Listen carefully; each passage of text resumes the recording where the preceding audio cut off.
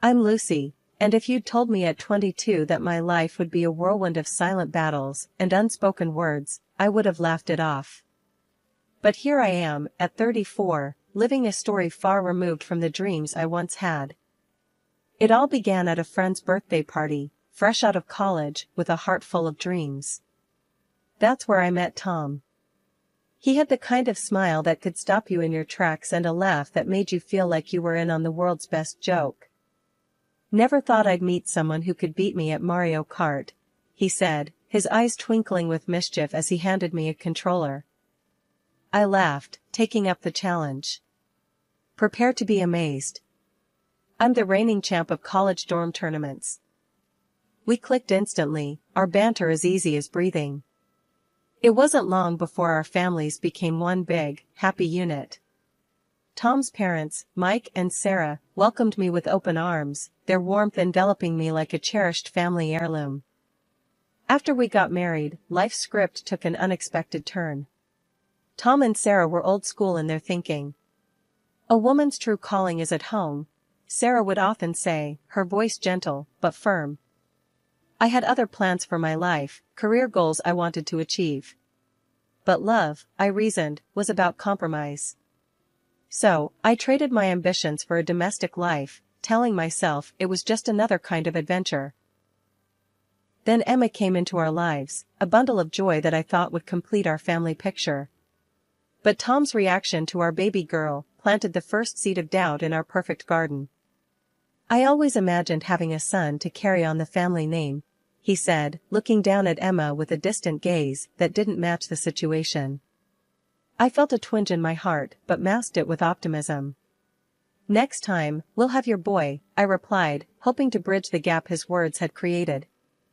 However, life had other plans.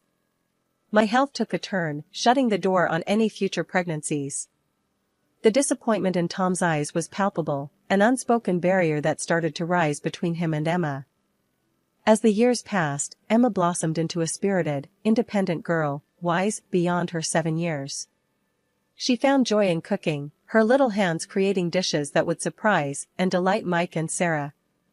"Grandma, Grandpa, try the cookies I made," she'd say, her face alight with pride. "Delicious, sweetheart. You're going to be a famous chef one day," Mike would exclaim, his eyes gleaming with pride. But Tom's reactions were lukewarm, at best. He'd nod, murmur a half-hearted nice, and go back to his world, a world that seemed to have no room for Emma. One evening, as I was tucking her into bed, her voice trembled with a question that shattered my heart. "Mommy, why doesn't Daddy like my cooking? Why doesn't he love me?" I took a deep breath, my mind racing for the right words. "Honey, Daddy does love you. He has a different way of showing it. It's not your fault, okay? You are amazing, and don't you ever forget that." But even as I said the words, a nagging voice in the back of my mind whispered doubts. Was it really just about showing love, or was there something deeper, a chasm we couldn't see but only feel? The clock's hands seemed to move slower each evening, the tick-tock a loud reminder of the growing void in our home. Tom's late returns had become the norm, his presence more like a shadow than the partner I once knew. The house, once filled with laughter and shared dreams, now echoed with the silence of our unspoken tensions. One chilly evening, as I heard the familiar jingle of Tom's keys at the door, something inside me snapped. The frustration and loneliness I had bottled up for so long demanded to be heard. "Tom, we need to talk," I said, my voice steady, but my hands trembling. What we're doing, it's not living.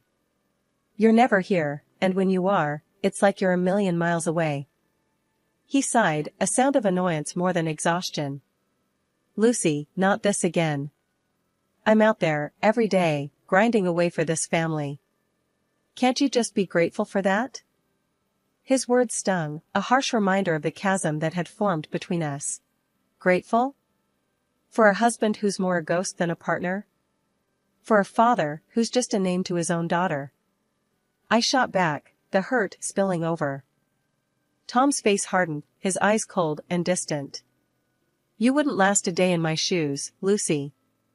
You sit at home, in your little bubble, while I deal with the real world.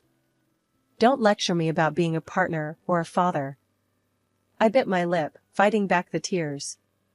This wasn't the man I married, this angry stranger who wore Tom's face. I wanted to scream, to shatter the icy calm that had enveloped him, but fear and the need to protect Emma from more hurt kept me silent. The distance between us grew, a silent gulf filled with the things we didn't say and the love that had once bound us. Tom's move to the spare room was the final nail in the coffin of our marriage. Our bed, which had once been a haven, now felt like an empty stage after the final act, the audience long gone. In the midst of this growing void, Emma became the only light. Her success at school, her sharp mind, and joyful heart were my anchors in a sea of uncertainty. "You're incredible, Emma," I told her, my voice thick with pride. "You deserve something special."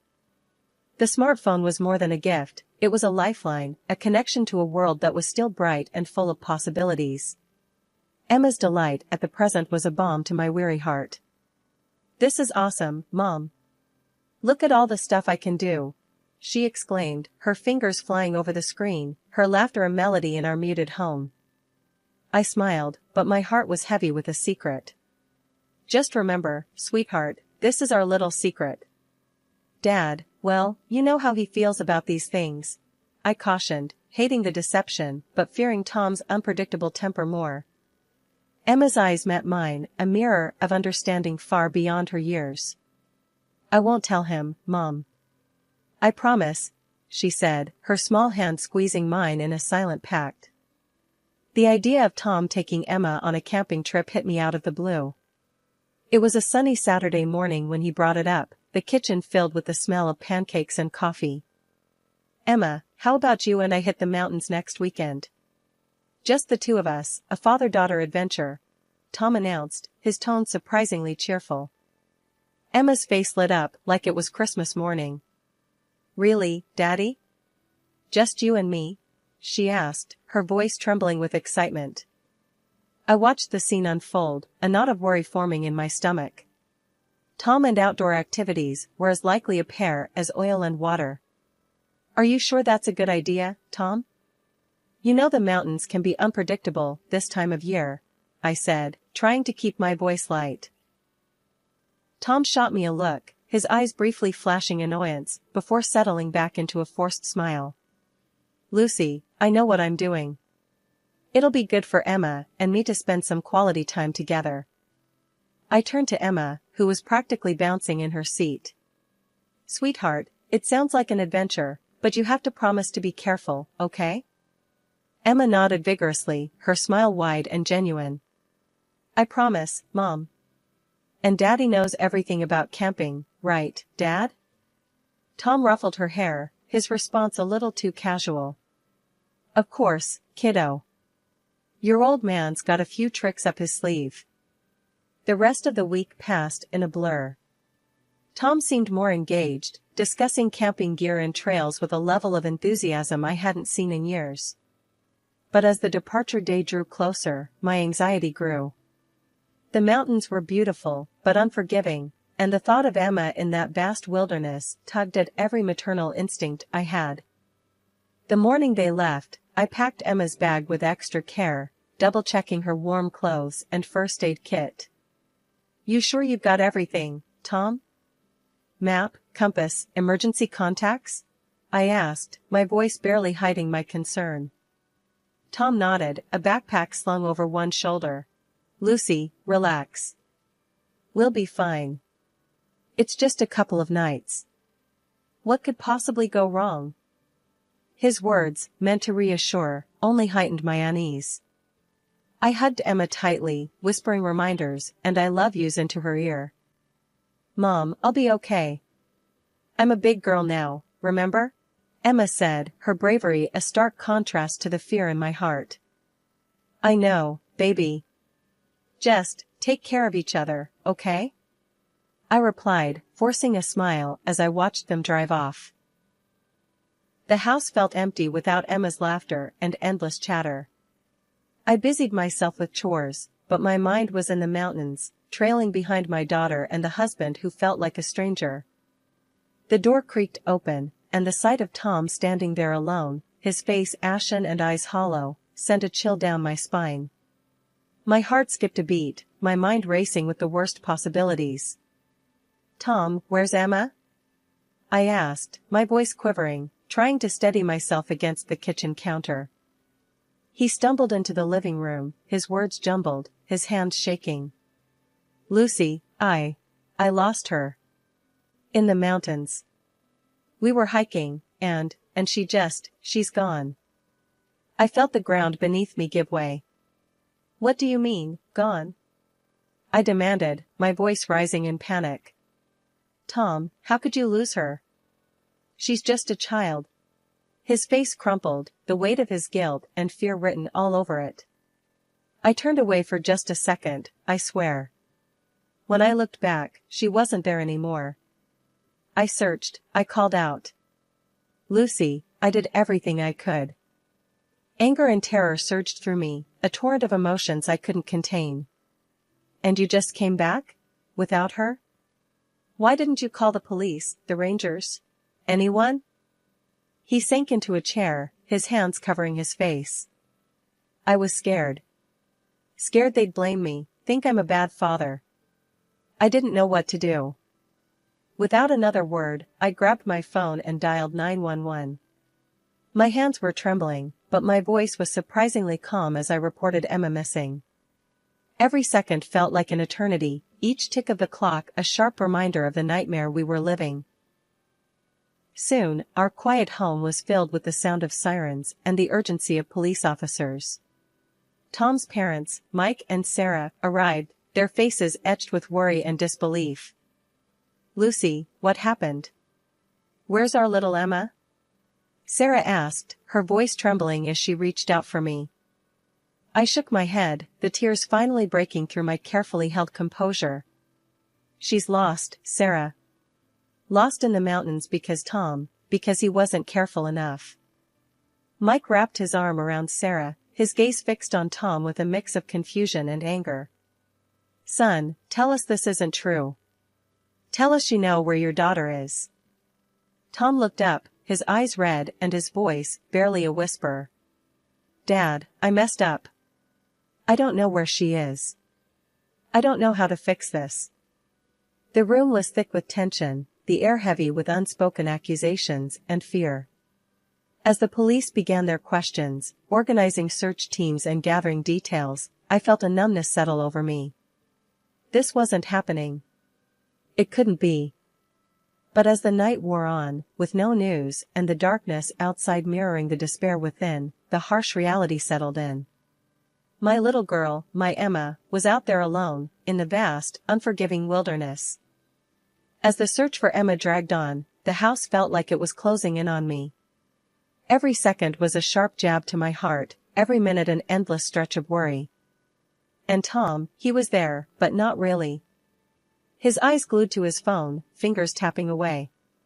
It was like he wasn't even in the same world of panic and fear that was swallowing me whole. "Tom, what are you doing? Our daughter is out there, and you're just texting?" I snapped, frustration boiling over. He didn't even look up. "It's work, Lucy. It doesn't stop just because of this," he mumbled, his words like a slap to my already raw nerves. Work? At a time like this? It didn't sit right. But then it hit me. Emma's phone, the one I gave her, the one we kept a secret. It had GPS. Emma's phone. She has it with her. We can track her, I exclaimed, a flicker of hope cutting through the dense fog of despair. Mike and Sarah perked up, their worn-out faces showing the first signs of hope since the nightmare began. "That's brilliant, Lucy. Call her, see if she answers," Mike said, his voice a mix of hope and urgency. I dialed Emma's number, my heart pounding so loud I could barely hear the ring. But there was no answer. She didn't pick up. I tried again, and again, nothing but the cold, impersonal ringing. Panic surged again, but then I remembered the GPS. I relayed the details to the police, every part of me trembling with a cocktail of fear and hope. And then, after the longest hour of my life, a miracle. The search team, they found her. They brought my baby back, alive and unharmed, her little face calm, despite the ordeal she'd been through. I broke down, holding her so tight I feared I might never let go. Emma, baby, why didn't you answer your phone? We were so worried, I sobbed, the relief overwhelming every other emotion. She looked up at me, her eyes wise beyond her years. I was saving the battery, Mommy. In case it took longer to find me. I knew the GPS would bring you to me. Her smart thinking, her calmness in the face of danger, it was beyond anything I could have imagined. She was her own little hero. Mike and Sarah hugged us both, their relief palpable. You're one brave girl, Emma. You made it through, Mike said, his voice thick with emotion. And Sarah, her eyes wet with tears, added, You're our little miracle, Emma. We're so blessed to have you back. But amidst the joy and relief, I couldn't help but glance at Tom. His reaction, it wasn't right. It wasn't the overwhelming relief or the desperate joy of a parent who found their lost child. It was something else, something that didn't fit the picture.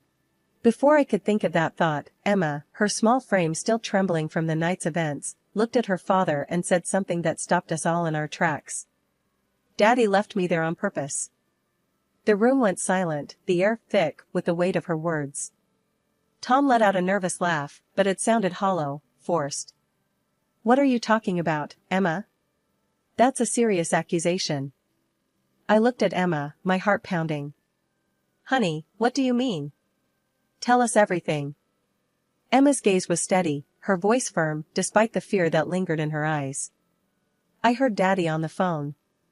He was talking to someone about getting rid of me.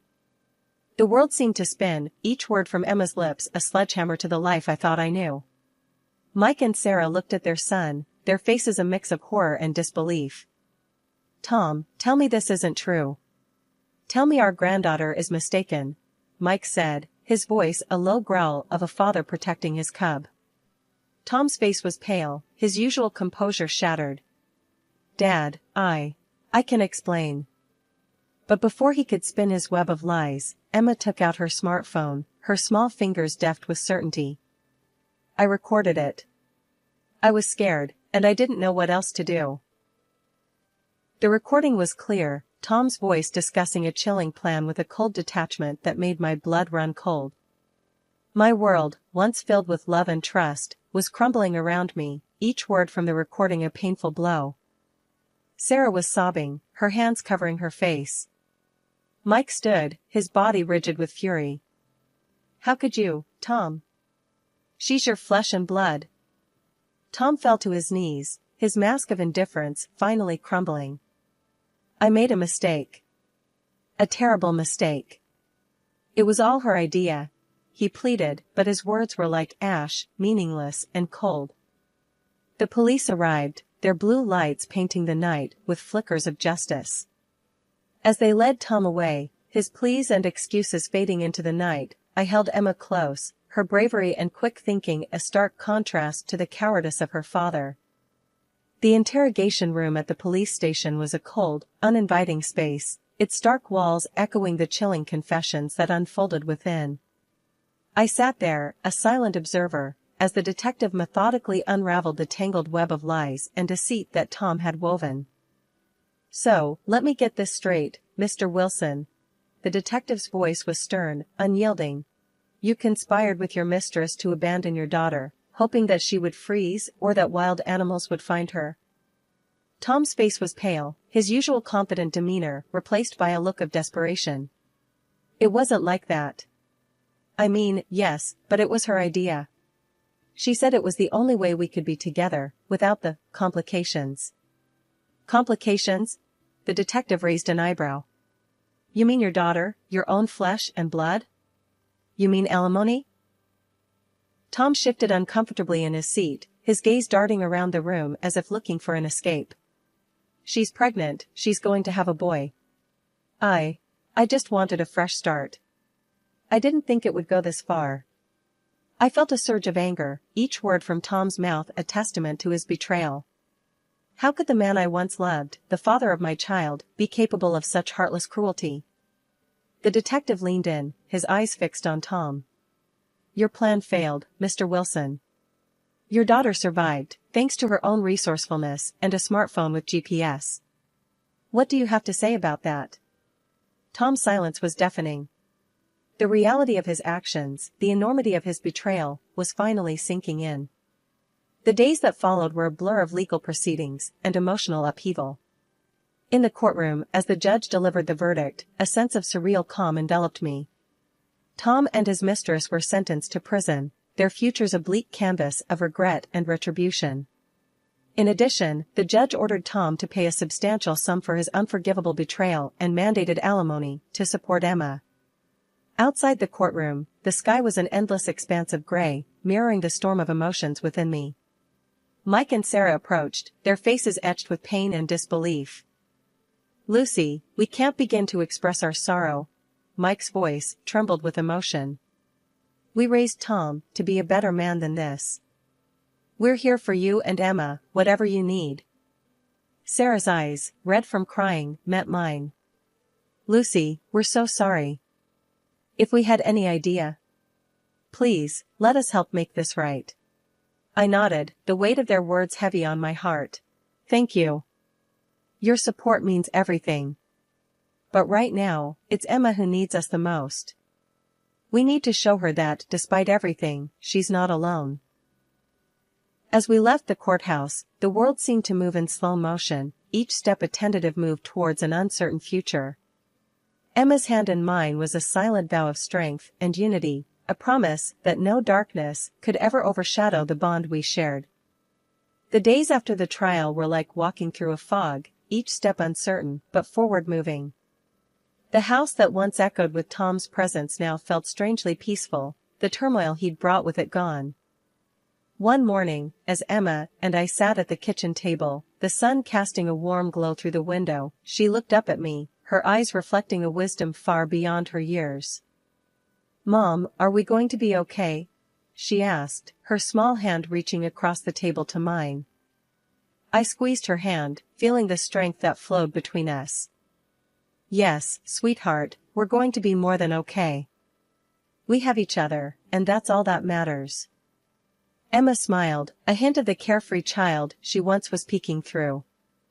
I miss Grandpa Mike and Grandma Sarah. Do you think they're sad too? The mention of Mike and Sarah tugged at my heart. I'm sure they are, honey. But they love us, and they're there for us. Maybe we should visit them soon, what do you think? Emma's face lit up, the idea of seeing her grandparents bringing a spark of joy. Yes, let's do that. Grandpa always makes me laugh, and Grandma's hugs are the best. The sound of laughter and chatter soon filled the house, a stark contrast to the silence that had preceded it. As we prepared for our visit, I couldn't help but reflect on the journey we'd been through. Mom, will things ever be like before? Emma asked, a hint of uncertainty in her voice as she packed her little backpack. I knelt down, meeting her gaze. No, sweetie, it won't be like before. But that's okay. We're starting a new chapter, just you and me. And sometimes, new beginnings are even better than what we leave behind. Emma nodded, her understanding far beyond her years. I love you, Mom. I love you too, baby. More than anything in the world, I replied, hugging her tight. As we drove to Mike and Sarah's, the familiar streets seemed to hold a new promise. The door opened even before we could knock, Mike and Sarah standing there, their arms open, ready to envelop us in their warmth. Lucy, Emma, come here, my darlings, Sarah said, her voice thick with emotion as she pulled us into a tight embrace. Mike ruffled Emma's hair, a smile breaking through his usual stoic demeanor. You're one tough cookie, kiddo. Just like your mom. The day passed in a blur of shared stories, laughter, and the occasional tear. It was healing, a balm to the wounds that were slowly turning into scars. As the sun dipped below the horizon, painting the sky with hues of orange and pink, I knew that the road ahead would have its bumps and turns. But with Emma by my side, and the love and support of family, each step would be a move towards a future filled with hope and new possibilities. Mom, look at the sunset. It's like the sky is celebrating with us. Emma exclaimed, her face aglow with the fading light. I looked at the sunset, then at Emma, and I knew she was right. This wasn't just a new dawn for us. It was a celebration, a testament to our strength, our resilience, and the unbreakable bond that no darkness could ever overshadow.